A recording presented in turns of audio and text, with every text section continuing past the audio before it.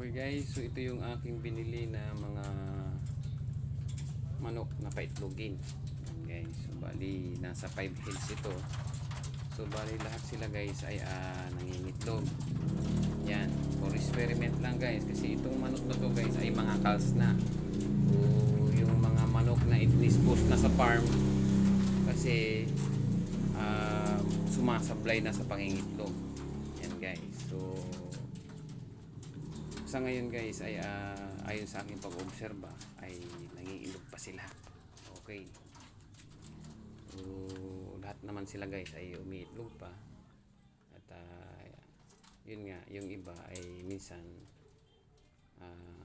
hindi nangingitlog. Pero sa lima na yan guys ay isa or dalawa yung hindi nangingitlog susunod na araw.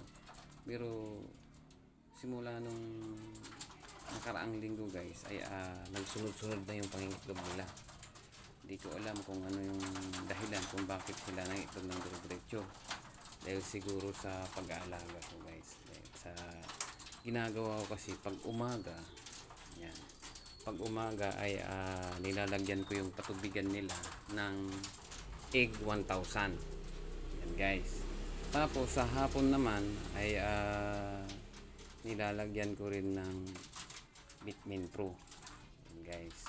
So sa umaga egg 1000, tapos pag naubos nila yung tubig na yun guys na may halong egg 1000 ay purong tubig naman. So fresh water ang ilalagay natin. Tapos sa bandang hapon ay Vitamin Pro naman. Okay guys. Tapos pagka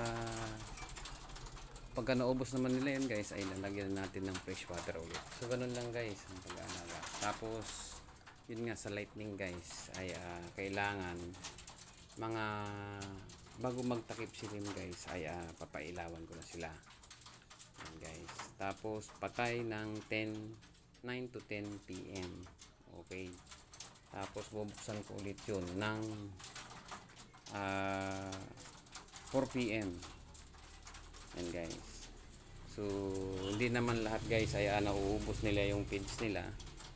So may tira-tira pa naman yung paggising nila ng 4 ay pailawang ko na sila. Tapos mga 6 ay pakikiinin ko na sila ulit. Yan guys. So bali ganun lang yung pag-aalaga sa manok. So yun.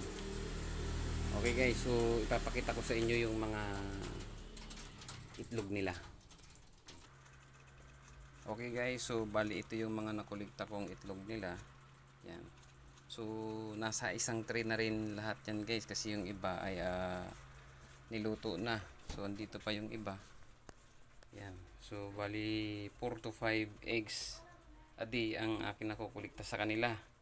Yan guys, so bali meron na kaming source of egg. So hindi na kami bumibili ngayon ng itlog sa palengke o di kaya sa mga tindahan. Yan guys. So bali nilalagyan ko pala ng ano yan guys, ng tawag nito, yung sizes.